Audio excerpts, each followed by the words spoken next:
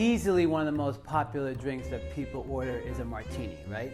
And they have it shaken, they have it stirred, they have it with gin, they have it with vodka. But one of the things when I started realizing, like, I didn't know anything about cocktails, I didn't know anything about martinis. I just thought, oh yeah, you just put it in there, you shake it, and you give it to somebody in a martini glass, you give them their blue cheese, stuffed olives.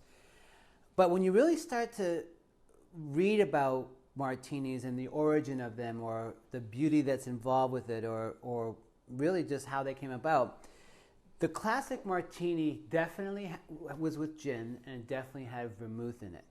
And there is a version of a martini called a 50-50 martini, which was first, people think, published in 1930 in the Savoy Cocktail Book. So it actually shows a gin martini where it's, I think, 1.5 ounces of gin to 1.5 ounces vermouth with orange bitters and an orange peel. So what I want to show you is a variation of that because it actually is delicious. And I remember when, just for fun, if I got somebody in here and they're like, oh, I want a martini, I'm like, have you ever had a 50-50 martini? They go, what's that?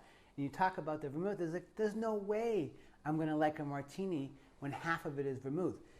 I'm going to tell you it's going to be one of the most surprising things you'll ever do. And listen, let's just go back a little bit and realize that the martini started that way, and then it took some turns. Now, it took some turns for different reasons. People started using vodka instead of gin. That was really James Bond. And they started shaking it instead of stirring it, right? Because it is a spirit-driven cocktail, so it needs to be stirred, but people shake it. It was fast, especially in clubs. They had to knock those things out. And people wanted it cold, but what did it do? It made it cloudy. It made it watered down. But also, it was really Winston Churchill, too, who started saying, you know what, just wave the bottle over the glass. I don't need the vermouth. And that's what kind of took the vermouth out of it, because he wanted more booze and he wanted to get smashed pretty quickly. So I want to show you a classic 50-50 martini. I'm going to use vodka. I do have a little sweet spot for this vodka. This is called Castor e Leone. The owners are half Greek, half Italian. I'm half Greek, half Italian. This is actually made in Greece. Obviously, it's a beautiful bottle, but it's actually distilled from green olives and grains. So there is this really beautiful, luscious, silky mouthfeel to it. It's got a nice little brininess to it. It's really, really smooth. It's a beautiful, beautiful vodka. And we're going to use that. So we're going to start with that and use 1.5 ounces of that. So we'll start with that. We'll put 1.5 ounces of that in. And then we're going to do 1.5 ounces of vermouth. So typically you would use a dry vermouth. There's nothing wrong. I love dry vermouth. This is a great brand. Obviously, the type of vermouth is going to be really important, the quality of it. Dolan makes an incredible dry, a sweet, and this is called a blanc. A blanc is kind of somewhere between a dry and a sweet vermouth. So it is a wine-based thing, so you have to treat this like a wine. You have to keep this refrigerated. But it's a really, really awesome flavor. This is something that's wonderful to drink on its own as an aperitif. So this is actually something that I love to infuse with pears. One of my favorite things is putting pears in this and drinking. It's really great. So that's a 50-50, so I put 1.5 ounces of each. And then this also called for orange bitters as well. So there's all different kinds of orange bitters that you can get out there. Fees Brothers makes one. There's a few other brands, but I'm going to do basically 4 little dashes of that. 1, 2, 3, 4. And then it's going to be stirred. So I'm going to use my chunks of big ice that I have here. And I actually have a video on the Classic Manhattan that I really go a little bit more into ice and the importance of that and how to break it up. But you are looking for ice that has a smaller surface area that's basically going to keep this cold but not too watery. That's the whole point. And I think that's important too is, for most cocktails that I do, vodka isn't something that I would like to use. Mainly for the reason that is vodka doesn't really have a lot of flavor, right? It's pretty much flavorless. So it's not adding anything to my cocktail where you've got, gins and vodkas and mezcals have these incredible flavor profiles and botanicals that are in them that really marry well with fresh ingredients. So vodka to me was always something that it should be definitely consumed cold in like a martini or a vodka soda. Like that's where it shines, that's where it's great. And I think this vodka shines in that way as well. So we're gonna give that a stir. I love putting it in my little tin here because I love, this I wanna make really cold. So this I'm actually gonna stir for a little while. I'm gonna wait for that condensation to get there.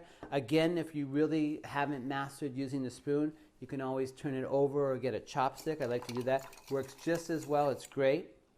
So I'm going to use this spoon and I'm going to get it really, really, really cold. So let's pour that in. Let's strain that into it.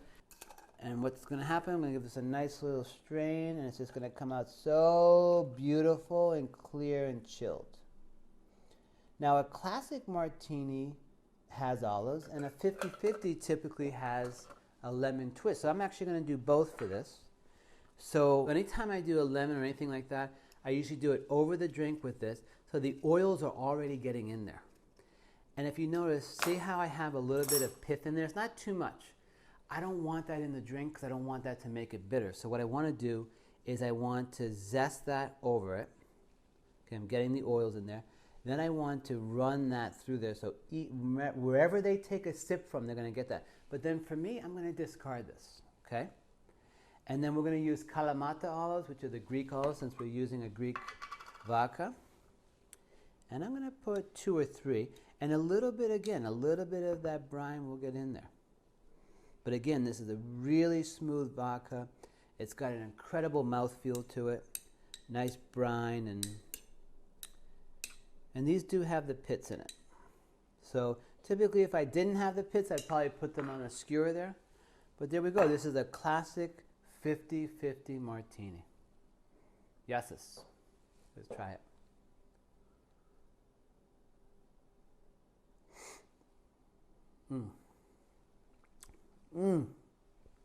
It's so surprising how smooth that is, you know. If you were just to have vodka or gin, I mean, you would definitely you'd feel that jolt, you know. But it's so smooth and beautiful. It's got that brine. The vermouth adds so much to it this is the difference. I mean, this is good vermouth, and that does make the huge difference. I mean, there's all different kinds of vermouth. This is not an expensive vermouth, but it's a very well-made vermouth, and I'm sure you can get it anywhere near you. So again, that's the 50-50.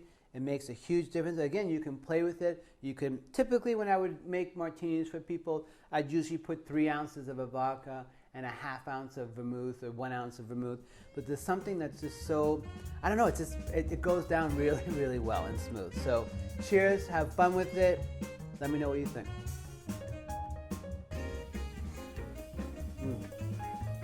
I think it's really important to have the combination too of the lemon and the olives.